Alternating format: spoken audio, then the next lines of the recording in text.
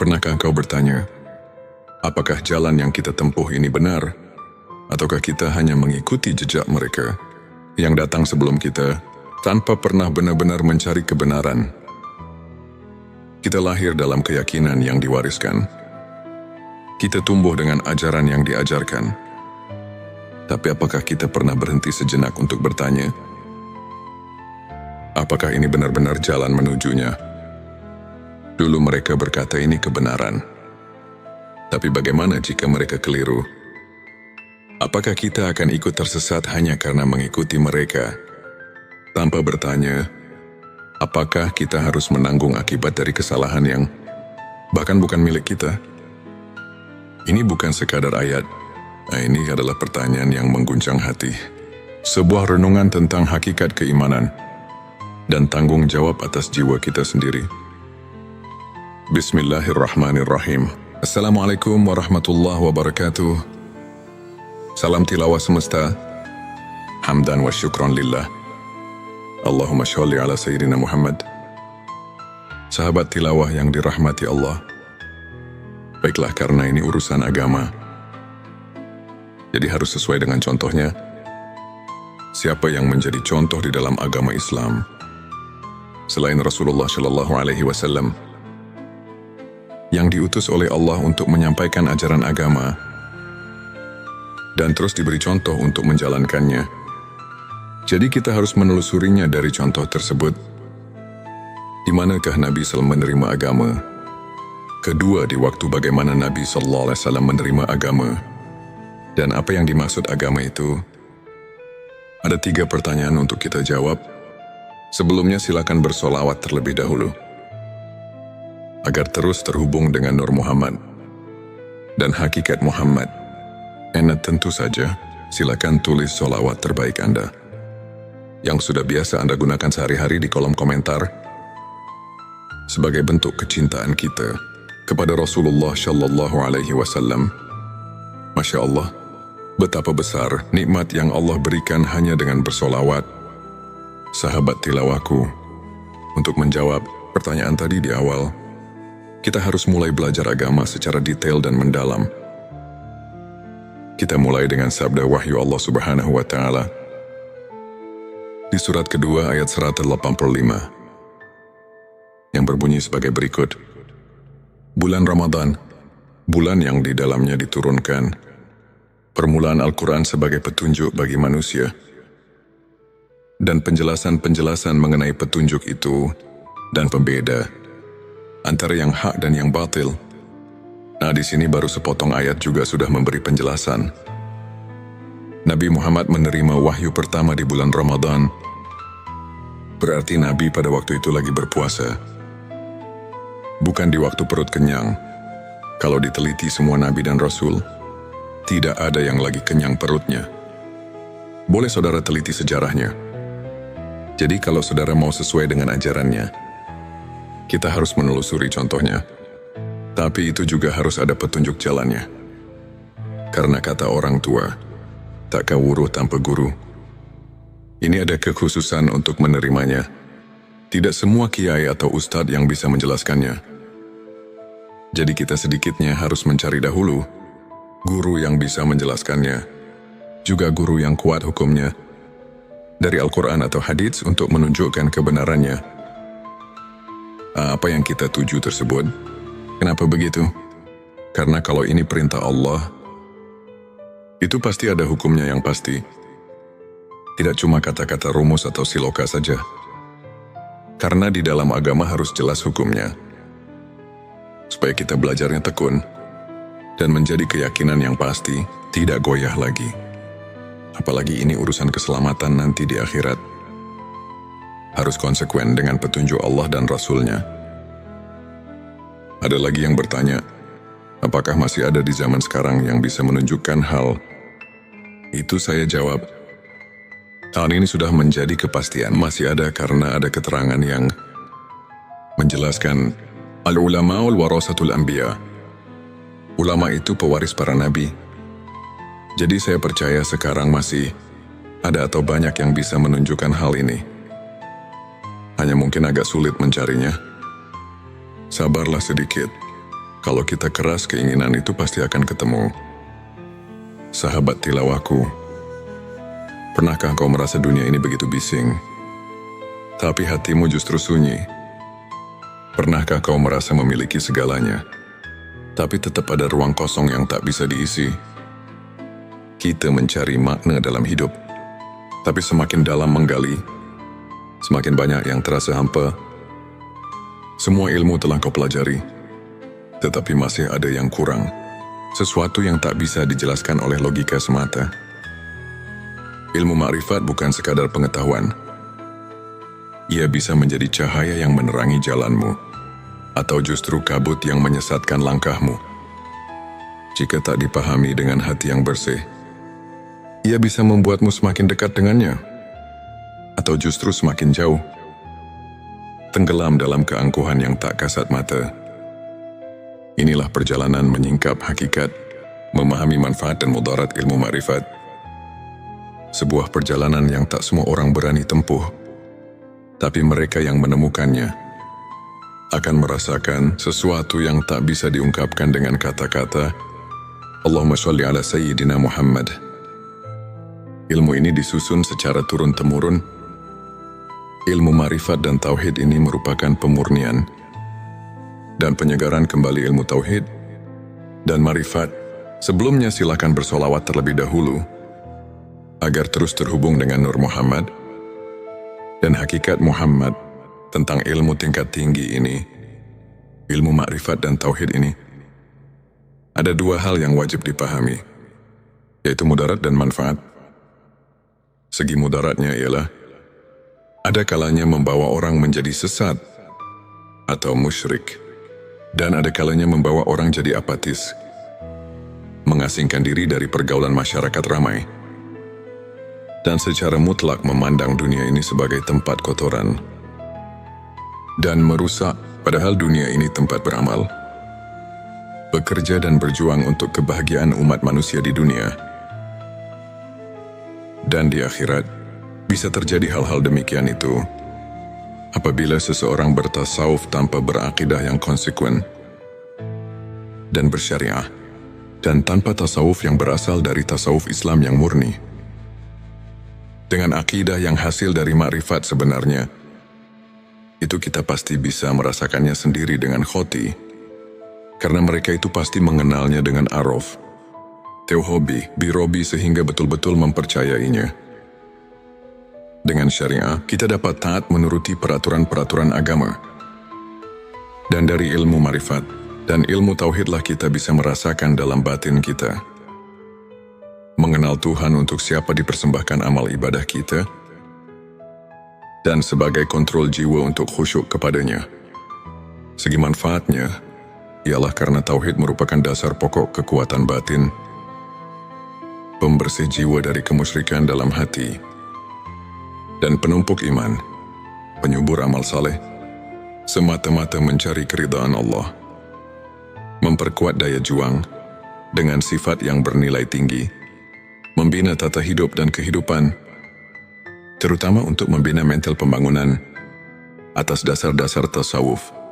Maka Islam akan lebih mampu membangun kemajuan dunia, dan terutama pada pembangunan nasional kita sekarang. Ini maka sesuai dengan tujuan channel Tilawah Semesta ini, menunjukkan pentingnya ilmu makrifat dan tauhid untuk menjadi referensi, acuan keilmuan yang lebih mendalam untuk umat Islam yang masih sama-sama membutuhkannya. Maka untuk itu saya sangat mengharapkan agar channel dan video ini dapat dicerna, diterima dan diteliti, dan harus hati-hati dalam mengambil kesimpulan, karena channel Tilawah Semesta ini sangat mendalam sebagai bahan studi, di mana ilmu tauhid merupakan pusat keyakinan dalam hati. Karena umat Islam tanpa keyakinan itu nol besar. Selain daripada itu, ialah agar remaja kita dapat terisi jiwanya dengan ajaran tauhid dalam rangka membina mental agama Islam. Jangan goyah lagi, sehingga pembangunan kita jadi bersih dari hal yang dilarang Allah Subhanahu wa Ta'ala. Semoga channel ini sesuai dengan tujuan kita semua, sesuai dengan agama Islam, dan bagi masyarakat bangsa Indonesia. Semoga Tuhan melimpahkan rahmat-Nya kepada kita semua. Sahabat tilawahku, saya di sini akan mencoba meneruskan pembahasan yang berjudul Ilmu Ma'rifat dan Tauhid. Ilmu makrifat tingkat tinggi. Sesuai dengan permintaan jemaah, sebenarnya jika bahasan ini dilanjutkan, ini pasti banyak sekali yang menyangkut kata-kata asroria, rahasia yang memang sedikitnya menyangkut pada keterangan yang bersifat asroria, seperti yang tercantum di dalam kitab Sirur, asror yang berbunyi, kufran, artinya sesungguhnya menjelaskan tentang rahasia ketuhanan, adalah hukumnya kufur. Juga ada lagi keterangan yang berbunyi, man arafalahu kala lisanuhu, artinya barang siapa yang telah mengenal Tuhannya, maka lipatkanlah lidahmu. Kitab Durun Nafis. Sahabat tilawahku, dengan dua keterangan ini kami merasa takut untuk kelanjutannya. Tapi setelah lama kami pikir, juga dalam hati merasa kasihan untuk generasi selanjutnya. Bagaimana kalau umat Islam untuk masa depan semakin jauh dengan yang sebenarnya? Seperti di zaman sekarang yang bisa kita lihat bersama, sudah jauh dengan aturan yang sebenarnya. Banyak orang yang sudah tidak hormat lagi kepada orang tua, sudah kurang adil dengan sesama manusia, nyawa orang sudah tidak ada harganya lagi, pembunuhan di mana-mana, yang intinya sudah tidak merasa takut sama Allah Subhanahu wa Ta'ala. Maka dengan ini, kami akan memberanikan diri di dalam channel Tilawah Semesta ini untuk siap melanjutkan pembahasan tentang ilmu makrifat tingkat tinggi, ilmu makrifat dan tauhid, karena kami merasa khawatir untuk masa yang akan datang kalau tidak ada peringatan dari ulama-ulama sekarang dengan cara membeberkan hukum-hukum Allah dan Rasul-Nya. Itu jelas untuk masa yang akan datang akan lebih parah lagi daripada sekarang. Dan karena Allah telah berfirman yang dicatat dalam Al-Quran surat ketiga ayat 79, yang artinya sebagai berikut, hendaklah kamu menjadi orang-orang Rabbani, karena kamu selalu mengajarkan Alkitab, dan disebabkan kamu tetap mempelajarinya, jangan lupa untuk menuliskan sholawat terbaik Anda yang sudah biasa Anda gunakan di kolom komentar, agar keberkahan semakin mengalir dalam hidup kita. Dan jangan lupa juga untuk like, share dan subscribe, agar semakin banyak orang yang mendapatkan manfaat dari video ini. Semoga Allah selalu merahmati kita semua. Amin ya Rabbal Alamin. Sekarang mari kita tanya diri kita masing-masing, apakah kita sekarang ingat pada Allah? Di sini kita harus bertanya kepada hati kita yang jujur. Jangan membohongi diri sendiri, karena di sini bukan ditanya ingat pada namanya, tapi di sini ditanya ingat pada Tuhannya, yang diberi nama Allah, yang diberi nama Tuhan. Kenapa pertanyaan seperti ini? Karena banyak sekali orang cuma ingat kepada namanya saja, bukan ingat kepada Allahnya, ingat kepada Tuhannya.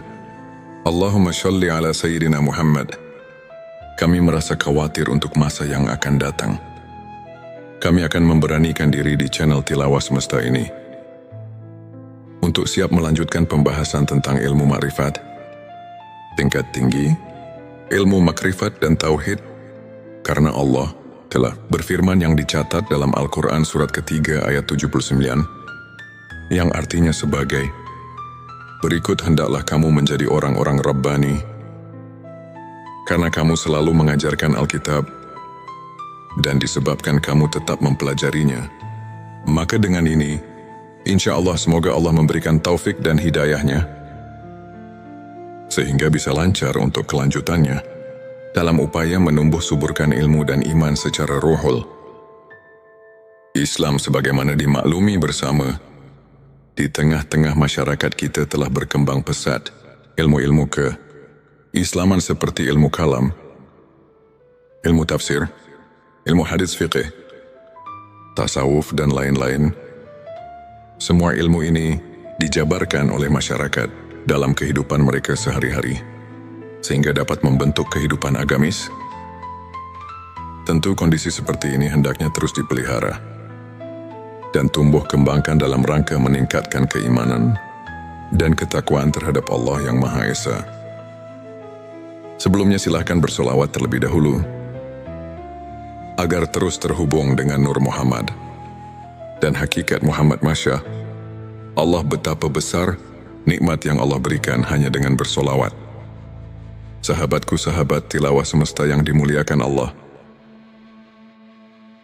firman Allah dalam surat ke-7 ayat 172, yang artinya sebagai berikut, dan ingatlah ketika Tuhanmu mengeluarkan anak Adam dari punggung sulbi, mereka mengambil kesaksian terhadap jiwa mereka. Seraya Tuhan berfirman, bukankah aku Tuhanmu? Mereka menjawab, ya betul, kami menjadi saksi, supaya kamu nanti pada hari berhenti tidak mengatakan sesungguhnya kami orang yang lalai, atau tidak diberi peringatan tentang hal ini. Di dalam ayat ini, kalau betul-betul dihayati dan ditafakuri secara jernih, tentu kita merasakan kejutan dengan ayat ini, karena ayat ini menggugah hati kita. Di dalam ayat ini Allah memberitahu pada segenap manusia yang ada di dunia ini, sebagaimana firman Allah barusan, manusia yang ada di dunia ini semuanya sudah dipersaksikan terlebih dahulu kepada Allah. Sebelum manusia lahir ke bumi ini, dipersaksikannya waktu di dalam rahim ibunya. Menurut keterangan dalam hadis Bukhari, di bab kejadian makhluk halaman 7-3 ayat 9, Rasulullah telah menerangkan, dipersaksikannya di alam arwah, di waktu kandungan umur 4 bulan di dalam kandungan sang ibu. Menurut firman Allah tadi, supaya di hari berhenti jangan lupa lagi pada Allah. Jadi menurut ayat ini, kita semua sebagai manusia jangan leha-leha atau jangan hidup terlena karena kita diamat-amati. Maka jangan lupa pada Allah sang pencipta alam semesta. Dengan hati yang jujur, jangan mendustai diri sendiri. Sebagaimana keterangan dari Imam Ghazali yang berbunyi, tanyalah hatimu, tanyalah dan tanyalah hatimu. Walau orang lain memberi fatwa, disinilah kita harus jeli untuk mentafakuri ayat-ayat yang berkaitan dengan perasaan yang ada di dalam hati kita. Ayat ini memberi perangsang pada kita masing-masing, supaya hati kita ini jangan ketiduran, sehingga kita terlena dengan apa yang ada di dunia ini. Lupa pada tugas hidup kita sebagai hamba Allah Subhanahu wa ta'ala, yang tidak boleh dilupakan, yaitu menjalankan perintah-perintah yang telah diperintahkan dalam Al-Quran dan hadisnya. Dalam ayat tadi di atas Allah telah memberi peringatan kepada kita semua. Kita jangan lupa kepada Allah Subhanahu wa ta'ala, Tuhan kita. Sekarang mari kita tanya diri kita masing-masing, apakah kita sekarang ingat pada Allah? Di sini kita harus bertanya kepada hati kita yang jujur. Jangan membohongi diri sendiri, karena di sini bukan ditanya ingat pada namanya Tuhan, tapi di sini ditanya ingat pada Tuhannya, yang diberi nama Allah, yang diberi nama Tuhan. Kenapa pertanyaan seperti ini? Karena banyak sekali orang cuma ingat kepada namanya saja. Bukan ingat kepada Allahnya, bukan ingat kepada Tuhannya. Untuk menjawab pertanyaan ini, pertama kita harus memakai pikiran yang mendalam. Kedua, harus vakum bidawahir. Ketiga, harus memakai hati yang jujur. Baru pertanyaan ini bisa dijawab dengan sempurna. Tapi kalau dijawab dengan hati bainaung, ini pasti akan menimbulkan fitnah di kalangan umat Islam. Na'udzubillah, jangan terjadi seperti ini. Ini cuma mengingatkan hati kita, khususnya umat Islam, jangan sampai keliru untuk menetapkan akidah kita kepada Allah Subhanahu Tuhan kita semua, karena Tuhan mengamat-amati. Jangan sampai lupa kepadanya. Di dalam surat ke-33 ayat 41 yang artinya sebagai berikut, Hai orang-orang yang beriman, ingatlah kepada Tuhanmu dengan sebanyak-banyaknya. Ingat kalau ayat ini dikaji dan ditafakuri secara mendalam, pasti kita akan terpanggil secara spontan. Terus kita mengusahakan supaya kita terus-menerus ingat kepada Tuhan. Bahkan ada lagi keterangan yang mengingatkan, ingatannya kepada Tuhan harus bikuli. Lam hati wa nafasim bi. Ada di kuli, maklumilah ingatnya kepada Tuhan harus sebing bilangan nafas. Dan kedipan mata. Ada lagi keterangan di dalam surat ke-7 ayat 205, yang artinya sebagai berikut, dan sebutlah nama Tuhanmu dalam hatimu, dengan menyatakan diri dan rasa takut, dan dengan tidak mengeraskan suara di waktu pagi dan petang, dan janganlah kamu termasuk orang-orang yang lalai. Sahabat tilawahku, Fathur di sini artinya, ingat-ingat itu pekerjaan hati. Sedangkan hati itu kalau kita rasakan bukan pekerjaan lisan, tapi pekerjaan hati bisa ingat kalau ada pemberian dari dua panca indera, ialah dari telinga dan mata. Kalau tidak ada pemberian dari dua panca indera, itu tidak akan ada di dalam hati. Cobalah kita rasakan, bisa ingat pada yang kamu belum ketahui. Itu tidak mungkin, tapi awas pendengaran. Legenan penglihatan di sini bukan pendengaran atau penglihatan soal basiroh, tapi pendengaran atau penglihatan ainal basiroh dan hakul basiroh. Karena kalau penglihatan suaul basiroh cuman bisa mendengar dan melihat yang kita lihat bersama, seperti gunung laut, batu pepohonan, hewan dan sebagainya yang sama-sama kita lihat. Bukan itu yang dimaksud untuk mencapai derajat tingkat ainal basiroh dan hakul basiroh. Hanya orang-orang tertentu saja. Ini cuma mengingatkan supaya jangan menafsirkan kepada pendengaran atau penglihatan suaul basiroh. Disinilah kita harus hati-hati. Jangan sampai cepat-cepat mengambil kesimpulan. Jadi harus diteliti dan ditafakuri yang lebih mendalam dulu, supaya jangan ada perselisihan paham di antara kita umat Islam. Sahabat tilawahku yang dirahmati Allah, untuk mengingat sebenarnya kepada Tuhan, kita harus suluk terlebih dahulu kepada guru antuk pituduh yang benar-benar ahli, karena tidak semua kiai, ajengan dan ustadz yang bisa mengajarkan hal ini. Ada kekhususan untuk arif billah yang bisa untuk hal itu. Dengan sangat pentingnya untuk mengingat Tuhan, kita harus berusaha sekuat tenaga. Karena kalau kita lupa kepada Tuhan sekarang, apalagi nanti di akhirat, pasti kita akan lupa. Sedangkan kalau kita lupa, karena tidak diberitahu oleh kedua orang tua, maka itu pun tidak bisa menghisap kepadanya. Sebagaimana firman Allah di surat ke-7 ayat 173. Surat Al-A'raf sudah memberi peringatan kepada kita yang berbunyi, atau agar kamu tidak mengatakan, sesungguhnya orang-orang tua kami telah mempersekutukan Tuhan sejak dahulu, sedang kami ini adalah anak-anak keturunan yang datang sesudah mereka. Maka apakah engkau akan membinasakan kami karena perbuatan orang-orang yang sesat dahulu? Quran Surat Al-A'raf ayat 173. Nah di sini marilah semua, khususnya orang-orang yang beriman, mari kita bangkitkan pikiran kita untuk penelitian, mentafakuri ayat ini, karena sudah jelas dan dapat kita pahami tadi. Ayat 172. Dan ditegaskan lagi dengan ayat 173. Ini benar-benar Tuhan melarang lupa kepadanya. Juga jangan menyalahkan kedua orang tua, apalagi menghisapnya, karena kita sebetulnya sudah diberitahu oleh Tuhan melalui wahyunya kepada Nabi Muhammad Shallallahu Alaihi Wasallam bahwa kita semua sudah mengatakan qalu bala syahidna. Maksudnya supaya kita nanti di akhirat jangan bilang lalai atau lupa kepadanya, sebab kalau lupa atau lalai atau lupa kepadanya, ini hanya kesalahannya sendiri, yang akibatnya kita akan mendapatkan kesesatan, karena mungkin karena tidak mau tahu tentang agama sendiri, Karena itulah kita jadi bodoh. Bodoh tentang persaksian kepadanya. Bodoh itu karena lupa. Lupa itu jadi kita bodoh. Sama yang telah dikatakan di dalam kitab Sirur Asror. Di situ dikatakan, penyebab tapi hati adalah karena lupa. Dengan lupa kita jadi bodoh. Bodoh dalam urusan ketuhanan.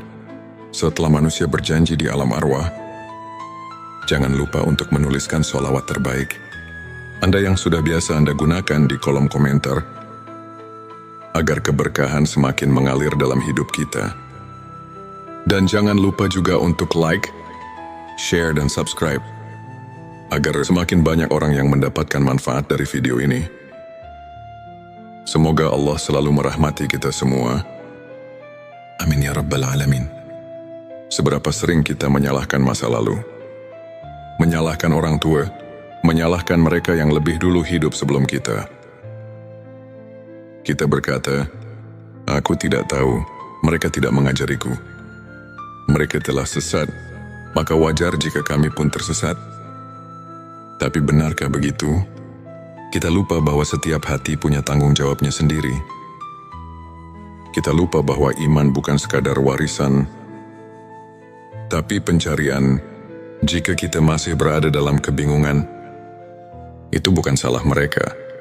Itu karena kita sendiri belum benar-benar mengenal Tuhan, belum benar-benar mengingatnya.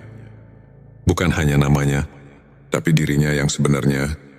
Maka sebelum jari ini menunjuk orang lain, sudahkah hati ini benar-benar mencarinya? Kita lahir dalam keyakinan yang diwariskan. Kita tumbuh dengan ajaran yang diajarkan.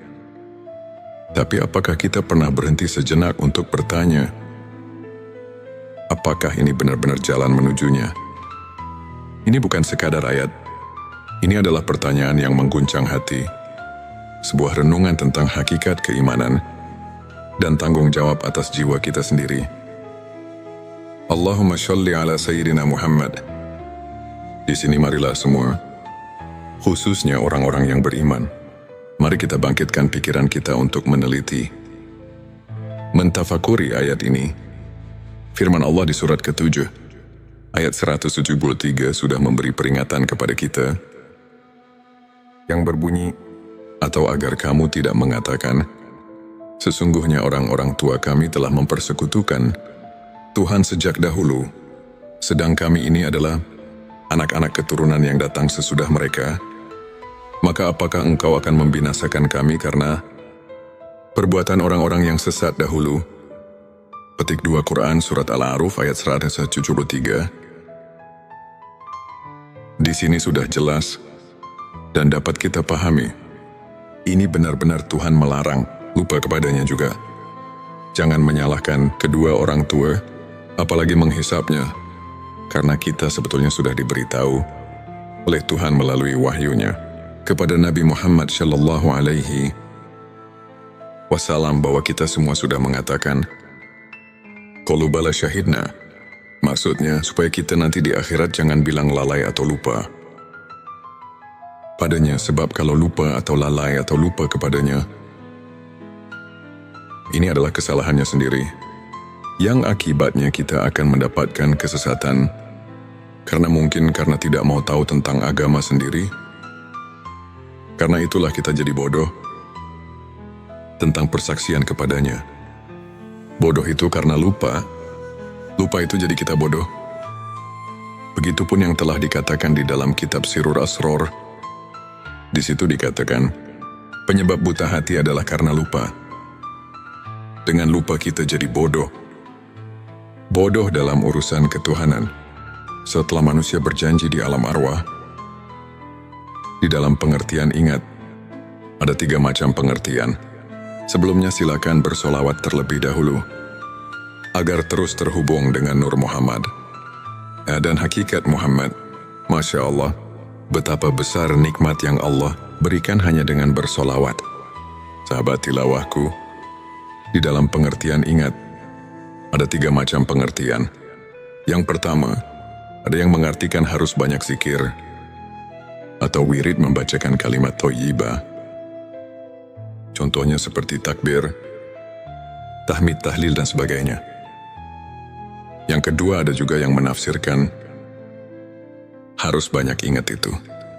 Dengan memperaturkan hukum-hukumnya, seperti di dalam kehidupan sehari-hari, kita harus sesuai dengan aturan Tuhan.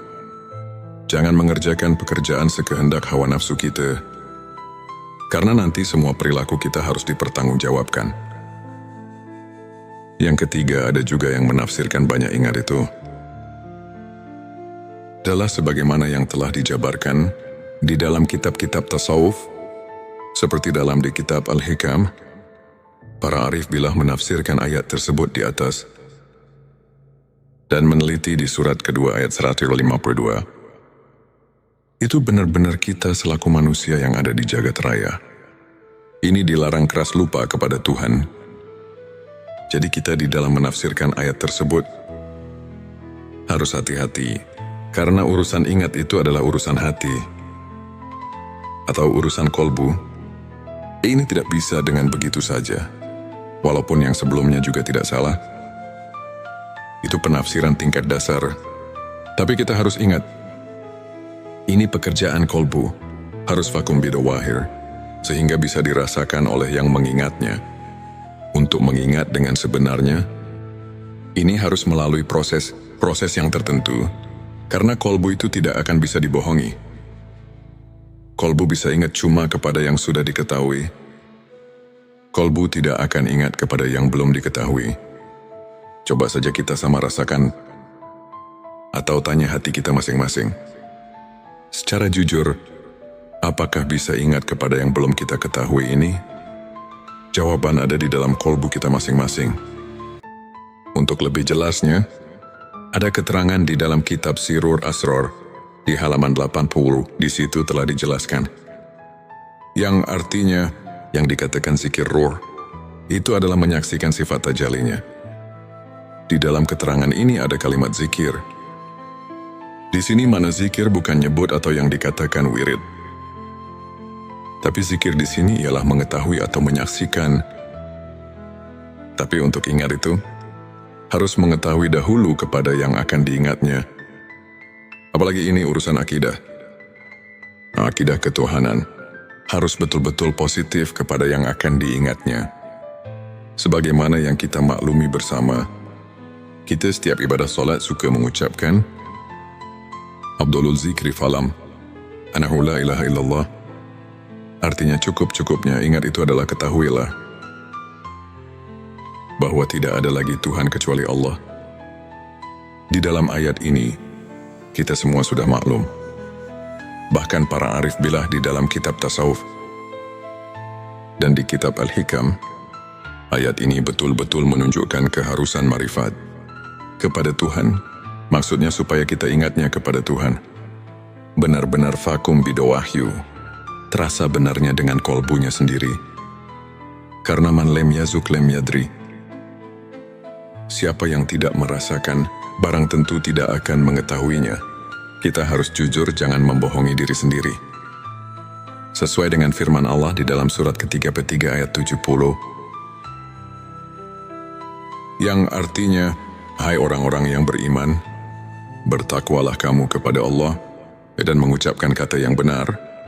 Di dalam ayat ini, kita kayaknya disuruh banyak menyadarkan diri, supaya jangan sembarangan di dalam mengingat Tuhan, atau jangan asal-asalan. Sahabatku, ada dalil yang mengatakan, yang artinya, barang siapa yang mengerjakan hari sekarang, sama saja dengan hari kemarin. Itu orang termasuk golongan yang merugi. Artinya kita jangan lari di tempat, karena itu tidak akan maju-maju. Tapi seharusnya, sebagaimana yang telah dikatakan oleh Sayyidina Ali, yang artinya, dan barang siapa mengerjakan hari, ini lebih baik dari hari kemarin. Itu tandanya orang yang mendapat keuntungan. Sahabat tilawah yang dimuliakan Allah. Ada pertanyaan dari jemaah. Pak, maaf saya mau bertanya, boleh enggak? Kami jawab boleh saja, karena kita harus benar-benar mengerti dan bisa merasakannya sendiri. Apa yang ditanyakan?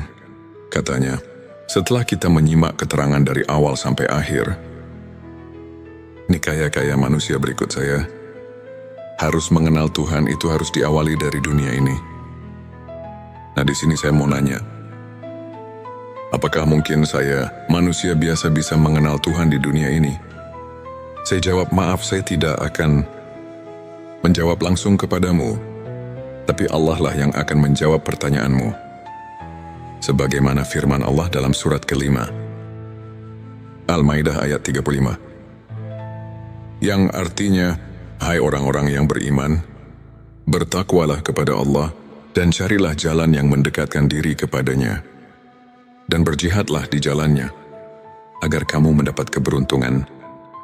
Dari ayat ini sudah jelas bahwa Tuhan menunjukkan kepada seluruh manusia yang ada di dunia ini, terutama kepada orang yang mengaku iman kepada Tuhan, bahwa kita selaku manusia yang sudah mengaku iman, harus sekeras mungkin untuk mencapai wasilah atau jalan untuk taqarrub, mendekatkan diri kepadanya. Juga di dalam ayat lain, Tuhan telah berfirman sebagaimana yang tercatat di surat ke-84 ayat 6. Yang artinya, hai manusia, sesungguhnya kamu telah bekerja dengan sungguh-sungguh menuju Tuhanmu, maka pasti kamu akan menemuinya. Sahabat tilawahku yang dirahmati Allah, maaf sekali lagi saya mau tanyakan, kan manusia semua nanti setelah mati pasti berjumpa dengannya, karena semua akan pulang kepadanya. Ini bagaimana? Karena setiap pulang pasti berjumpa. Itu benar kalau dipikir dengan logika. Tapi kita harus mencari bukti kebenarannya dari ayat atau hadits yang khoti, supaya bisa dipertanggungjawabkan. Karena ini urusan akidah yang harus benar-benar nasyun, andalilin, sesuai dengan dalil-dalilnya dari Allah dan Rasulnya. Tapi kami menemukan salah satu hadits Syahihul Bukhari. Di situ ada keterangan yang berbunyi, hadits ini diriwayatkan oleh Anas bin Malik. Anas bin Malik mendengar perkataan Mu'ad bin Jabal. Mu'ad bin Jabal mendengar langsung dari Rasulullah Shallallahu Alaihi Wasallam. Rasulullah bersabda, barang siapa yang berjumpa dengan Tuhannya dengan tidak adanya keadaan musyrik kepadanya, maka dia akan masuk surga. Dari hadits tersebut, kalau kita kaji dan tafakuri, pasti kita dapat mengambil kesimpulan kalau kita semua nanti di akhirat bisa bertemu dengan Tuhan. Itu jelas semuanya akan masuk surga. Jadi kalau semuanya akan masuk surga, untuk apa kita di dunia ini berbuat baik? Dan kenapa Tuhan menyuruh berbuat baik di dunia ini? Nah, di sini kita harus berpikir lebih jauh. Mari kita jelaskan supaya kita dapat mengerti. Memang semuanya manusia, bukan satu persatu lagi. Tapi semuanya hanya roh manusia. Tidak semuanya bertemu dengan Tuhannya. Orang yang bertemu dengan Tuhannya hanya orang-orang yang tertentu saja. Yang dimaksud orang tertentu, itu ialah orang-orang yang sudah mengenal Tuhan di dunianya. Firman Allah dalam surat ke-17, ayat 72, Tuhan telah memberitahu sebagaimana artinya. Dan barang siapa yang buta hatinya di dunia ini, niscaya di akhirat nanti, ia akan lebih buta pula dan lebih tersesat dari jalan. Yang benar buta di sini barang tentu kepada Tuhan. Dan umpama diartikan buta kepada ilmu, itu tidak mungkin, karena di akhirat bukan tempatnya cari ilmu atau berilmu. Di kitab Usuluddin juga sudah diterangkan, yang artinya, barang siapa yang buta di dunianya kepada Tuhan, maka bagaimana nanti di akhiratnya? Nah, di sini sudah jelas dan kita pasti bisa mengerti. Jadi inilah yang kita harus takuti, atau yang dikatakan haus sahabatku. Yang penting harus ada keinginan dahulu, dari hati yang tulus.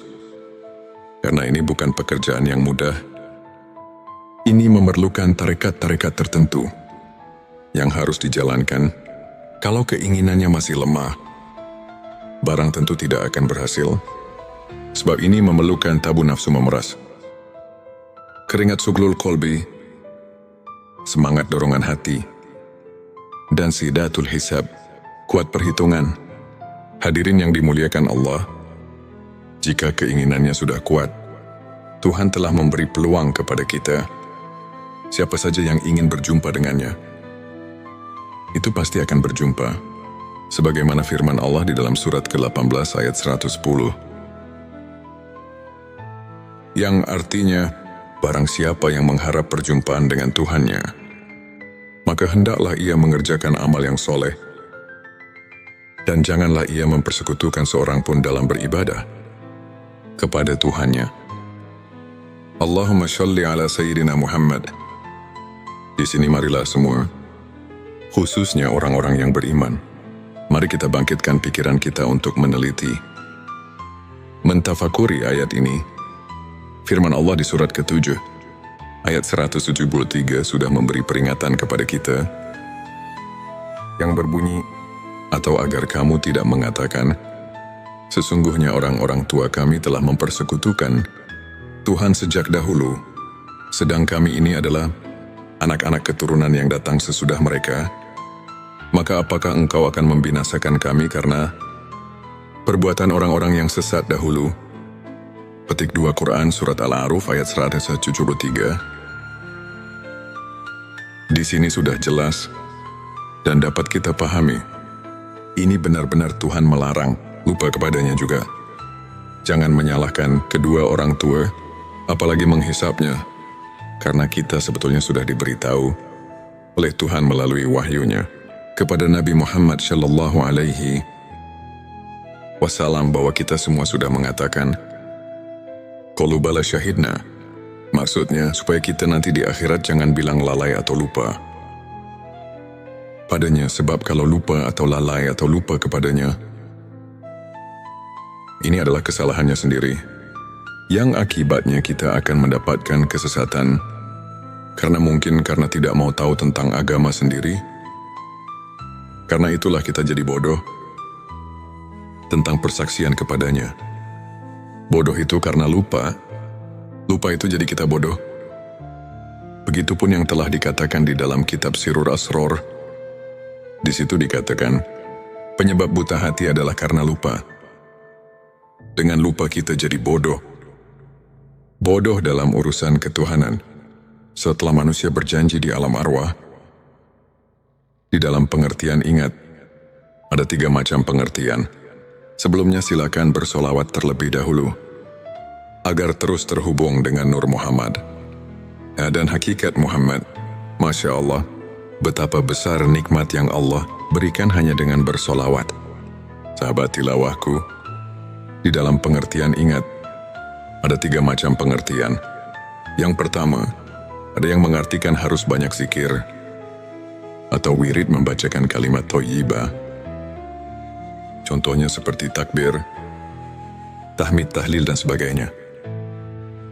Yang kedua, ada juga yang menafsirkan harus banyak ingat itu, dengan memperaturkan hukum-hukumnya. Seperti di dalam kehidupan sehari-hari, kita harus sesuai dengan aturan Tuhan. Jangan mengerjakan pekerjaan sekehendak hawa nafsu kita, karena nanti semua perilaku kita harus dipertanggungjawabkan. Yang ketiga, ada juga yang menafsirkan banyak ingat itu adalah sebagaimana yang telah dijabarkan di dalam kitab-kitab tasawuf, seperti dalam di kitab Al-Hikam. Para arif bilah menafsirkan ayat tersebut di atas dan meneliti di surat kedua ayat 152. Itu benar-benar kita selaku manusia yang ada di jagat raya. Ini dilarang keras lupa kepada Tuhan. Jadi kita di dalam menafsirkan ayat tersebut harus hati-hati, karena urusan ingat itu adalah urusan hati atau urusan kolbu. Ini tidak bisa dengan begitu saja, walaupun yang sebelumnya juga tidak salah. Itu penafsiran tingkat dasar. Tapi kita harus ingat, ini pekerjaan kolbu, harus vakum bidawahir, sehingga bisa dirasakan oleh yang mengingatnya. Untuk mengingat dengan sebenarnya, ini harus melalui proses yang tertentu, karena kolbu itu tidak akan bisa dibohongi. kolbu bisa ingat cuma kepada yang sudah diketahui. Kolbu tidak akan ingat kepada yang belum diketahui. Coba saja kita sama rasakan, atau tanya hati kita masing-masing. Secara jujur, apakah bisa ingat kepada yang belum kita ketahui ini? Jawaban ada di dalam kolbu kita masing-masing. Untuk lebih jelasnya, ada keterangan di dalam kitab Sirur Asror di halaman 80. Di situ telah dijelaskan. Yang artinya, yang dikatakan zikir ruh, itu adalah menyaksikan sifat tajalinya. Di dalam keterangan ini ada kalimat zikir. Di sini mana zikir bukan nyebut atau yang dikatakan wirid. Tapi zikir di sini ialah mengetahui atau menyaksikan. Tapi untuk ingat itu, harus mengetahui dahulu kepada yang akan diingatnya. Apalagi ini urusan akidah. Akidah ketuhanan harus betul-betul positif kepada yang akan diingatnya. Sebagaimana yang kita maklumi bersama, kita setiap ibadah solat suka mengucapkan Abdulul zikri falam, anahu la ilaha illallah. Artinya cukup-cukupnya ingat itu adalah ketahuilah bahwa tidak ada lagi Tuhan kecuali Allah. Di dalam ayat ini, kita semua sudah maklum. Bahkan para arif bilah di dalam kitab tasawuf dan di kitab Al-Hikam, ayat ini betul-betul menunjukkan keharusan marifat kepada Tuhan. Maksudnya supaya kita ingatnya kepada Tuhan. Benar-benar vakum bidawahyu, terasa benarnya dengan kolbunya sendiri. Karena man lem yazuk lem yadri. Siapa yang tidak merasakan, barang tentu tidak akan mengetahuinya. Kita harus jujur, jangan membohongi diri sendiri. Sesuai dengan firman Allah di dalam surat ke-33 ayat 70. Yang artinya, hai orang-orang yang beriman, bertakwalah kamu kepada Allah dan mengucapkan kata yang benar. Di dalam ayat ini, kita kayaknya disuruh banyak menyadarkan diri, supaya jangan sembarangan di dalam mengingat Tuhan, atau jangan asal-asalan. Sahabatku, ada dalil yang mengatakan, yang artinya, barang siapa yang mengerjakan hari sekarang, sama saja dengan hari kemarin, itu orang termasuk golongan yang merugi. Artinya kita jangan lari di tempat, karena itu tidak akan maju-maju. Tapi seharusnya, sebagaimana yang telah dikatakan oleh Sayyidina Ali, yang artinya, dan barang siapa mengerjakan hari, ini lebih baik dari hari kemarin. Itu tandanya orang yang mendapat keuntungan. Sahabat tilawah yang dimuliakan Allah. Ada pertanyaan dari jemaah. Pak, maaf saya mau bertanya, boleh enggak? Kami jawab boleh saja. Karena kita harus benar-benar mengerti dan bisa merasakannya sendiri. Apa yang ditanyakan? Katanya, setelah kita menyimak keterangan dari awal sampai akhir, nih kaya-kaya manusia berikut saya, harus mengenal Tuhan itu harus diawali dari dunia ini. Nah, di sini saya mau nanya, apakah mungkin saya, manusia biasa, bisa mengenal Tuhan di dunia ini? Saya jawab, maaf, saya tidak akan menjawab langsung kepadamu, tapi Allah lah yang akan menjawab pertanyaanmu. Sebagaimana firman Allah dalam surat ke-5, Al-Maidah ayat 35. Yang artinya, hai orang-orang yang beriman, bertakwalah kepada Allah dan carilah jalan yang mendekatkan diri kepadanya, dan berjihadlah di jalannya, agar kamu mendapat keberuntungan. Dari ayat ini sudah jelas bahwa Tuhan menunjukkan kepada seluruh manusia yang ada di dunia ini, terutama kepada orang yang mengaku iman kepada Tuhan, bahwa kita selaku manusia yang sudah mengaku iman, harus sekeras mungkin untuk mencapai wasilah, atau jalan untuk taqarrub, mendekatkan diri kepadanya. Juga di dalam ayat lain, Tuhan telah berfirman, sebagaimana yang tercatat di surat ke-84 ayat 6. Yang artinya, hai manusia, sesungguhnya kamu telah bekerja dengan sungguh-sungguh menuju Tuhanmu, maka pasti kamu akan menemuinya.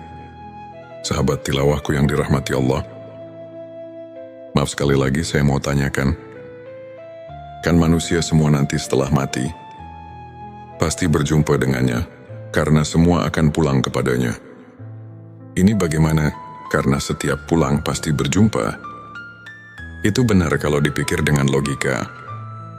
Tapi kita harus mencari bukti kebenarannya dari ayat atau hadits yang khoti, supaya bisa dipertanggungjawabkan.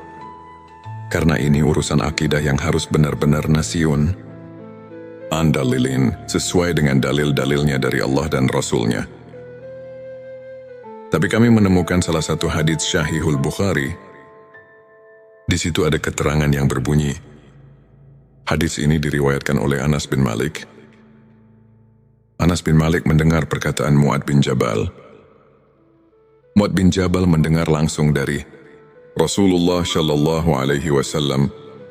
Rasulullah bersabda, barang siapa yang berjumpa dengan Tuhannya dengan tidak adanya keadaan musyrik kepadanya, maka dia akan masuk surga. Dari hadits tersebut, kalau kita kaji dan tafakuri, pasti kita dapat mengambil kesimpulan kalau kita semua nanti di akhirat bisa bertemu dengan Tuhan. Itu jelas semuanya akan masuk surga. Jadi kalau semuanya akan masuk surga, untuk apa kita di dunia ini berbuat baik? Dan kenapa Tuhan menyuruh berbuat baik di dunia ini? Nah, di sini kita harus berpikir lebih jauh. Mari kita jelaskan supaya kita dapat mengerti. Memang semuanya manusia, bukan satu persatu lagi. Tapi semuanya hanya roh manusia. Tidak semuanya bertemu dengan Tuhannya. Orang yang bertemu dengan Tuhannya hanya orang-orang yang tertentu saja. Yang dimaksud orang tertentu itu ialah orang-orang yang sudah mengenal Tuhan di dunianya. Firman Allah dalam surat ke-17 ayat 72, Tuhan telah memberitahu sebagaimana artinya. Dan barang siapa yang buta hatinya di dunia ini, niscaya di akhirat nanti ia akan lebih buta pula dan lebih tersesat dari jalan. Yang benar buta di sini barang tentu kepada Tuhan. Dan umpama diartikan buta kepada ilmu, itu tidak mungkin, karena di akhirat bukan tempatnya cari ilmu atau berilmu. Di kitab Usuluddin juga sudah diterangkan, yang artinya, barang siapa yang buta di dunianya kepada Tuhan, maka bagaimana nanti di akhiratnya? Nah, di sini sudah jelas dan kita pasti bisa mengerti. Jadi inilah yang kita harus takuti. Atau yang dikatakan haus sahabatku. Yang penting harus ada keinginan dahulu. Dari hati yang tulus. Karena ini bukan pekerjaan yang mudah. Ini memerlukan tarekat-tarekat tertentu yang harus dijalankan. Kalau keinginannya masih lemah, barang tentu tidak akan berhasil. Sebab ini memerlukan tabu nafsu memeras, keringat suglul kolbi, semangat dorongan hati, dan sidatul hisab, kuat perhitungan. Hadirin yang dimuliakan Allah, jika keinginannya sudah kuat, Tuhan telah memberi peluang kepada kita. Siapa saja yang ingin berjumpa dengannya, itu pasti akan berjumpa. Sebagaimana firman Allah di dalam surat ke-18 ayat 110. Yang artinya, barang siapa yang mengharap perjumpaan dengan Tuhannya, maka hendaklah ia mengerjakan amal yang soleh, dan janganlah ia mempersekutukan seorang pun dalam beribadah kepada Tuhannya. Allahumma sholli ala Sayyidina Muhammad. Di sini marilah semua, khususnya orang-orang yang beriman, mari kita bangkitkan pikiran kita untuk meneliti, mentafakuri ayat ini. Firman Allah di surat ke-7, ayat 173 sudah memberi peringatan kepada kita, yang berbunyi, atau agar kamu tidak mengatakan, sesungguhnya orang-orang tua kami telah mempersekutukan Tuhan sejak dahulu, sedang kami ini adalah anak-anak keturunan yang datang sesudah mereka. Maka apakah engkau akan membinasakan kami karena perbuatan orang-orang yang sesat dahulu? Petik 2 Quran Surat Al-A'raf ayat 173. Di sini sudah jelas Dan dapat kita pahami, ini benar-benar Tuhan melarang lupa kepadanya juga. Jangan menyalahkan kedua orang tua, apalagi menghisapnya, karena kita sebetulnya sudah diberitahu oleh Tuhan melalui wahyunya kepada Nabi Muhammad Shallallahu Alaihi Wasallam bahwa kita semua sudah mengatakan, "Qalu bala syahidna."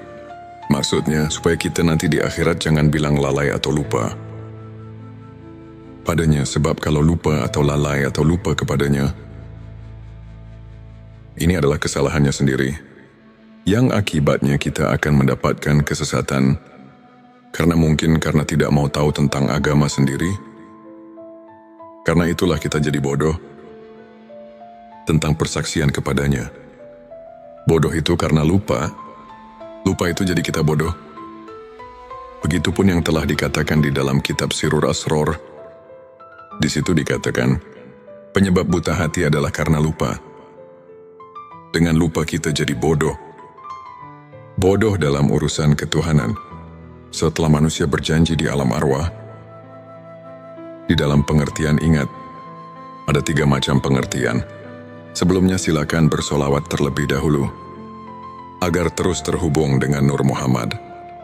Dan hakikat Muhammad, Masya Allah, betapa besar nikmat yang Allah berikan hanya dengan bersolawat. Sahabat tilawahku, di dalam pengertian ingat, ada 3 macam pengertian. Yang pertama, ada yang mengartikan harus banyak zikir, atau wirid membacakan kalimat thayyibah. Contohnya seperti takbir, tahmid, tahlil, dan sebagainya. Yang kedua, ada juga yang menafsirkan harus banyak ingat itu, dengan memperaturkan hukum-hukumnya. Seperti di dalam kehidupan sehari-hari, kita harus sesuai dengan aturan Tuhan. Jangan mengerjakan pekerjaan sekehendak hawa nafsu kita, karena nanti semua perilaku kita harus dipertanggungjawabkan. Yang ketiga, ada juga yang menafsirkan banyak ingat itu adalah sebagaimana yang telah dijabarkan di dalam kitab-kitab tasawuf, seperti dalam di kitab Al-Hikam. Para arif billah menafsirkan ayat tersebut di atas dan meneliti di surat kedua ayat 152. Itu benar-benar kita selaku manusia yang ada di jagat raya. Ini dilarang keras lupa kepada Tuhan. Jadi kita di dalam menafsirkan ayat tersebut harus hati-hati. Karena urusan ingat itu adalah urusan hati atau urusan kolbu. Ini tidak bisa dengan begitu saja. Walaupun yang sebelumnya juga tidak salah. Itu penafsiran tingkat dasar. Tapi kita harus ingat, ini pekerjaan kolbu, harus vakum bidawahir, sehingga bisa dirasakan oleh yang mengingatnya. Untuk mengingat dengan sebenarnya, ini harus melalui proses yang tertentu. Karena kolbu itu tidak akan bisa dibohongi. Kolbu bisa ingat cuma kepada yang sudah diketahui. Kolbu tidak akan ingat kepada yang belum diketahui. Coba saja kita sama rasakan, atau tanya hati kita masing-masing. Secara jujur, apakah bisa ingat kepada yang belum kita ketahui ini? Jawaban ada di dalam kolbu kita masing-masing. Untuk lebih jelasnya, ada keterangan di dalam kitab Sirur Asror di halaman 80, di situ telah dijelaskan. Yang artinya, yang dikatakan zikir ruh, itu adalah menyaksikan sifat tajalinya. Di dalam keterangan ini ada kalimat zikir. Di sini mana zikir bukan nyebut atau yang dikatakan wirid. Tapi zikir di sini ialah mengetahui atau menyaksikan. Tapi untuk ingat itu, harus mengetahui dahulu kepada yang akan diingatnya. Apalagi ini urusan akidah. Akidah ketuhanan harus betul-betul positif kepada yang akan diingatnya. Sebagaimana yang kita maklumi bersama, kita setiap ibadah solat suka mengucapkan Abdulul zikri falam anahu la ilaha illallah. Artinya cukup-cukupnya ingat itu adalah ketahuilah bahwa tidak ada lagi Tuhan kecuali Allah. Di dalam ayat ini, kita semua sudah maklum. Bahkan para arif billah di dalam kitab tasawuf dan di kitab Al-Hikam Ayat ini betul-betul menunjukkan keharusan marifat kepada Tuhan, maksudnya supaya kita ingatnya kepada Tuhan. Benar-benar vakum bidawahyu, terasa benarnya dengan kolbunya sendiri. Karena man lem yazuk lem yadri.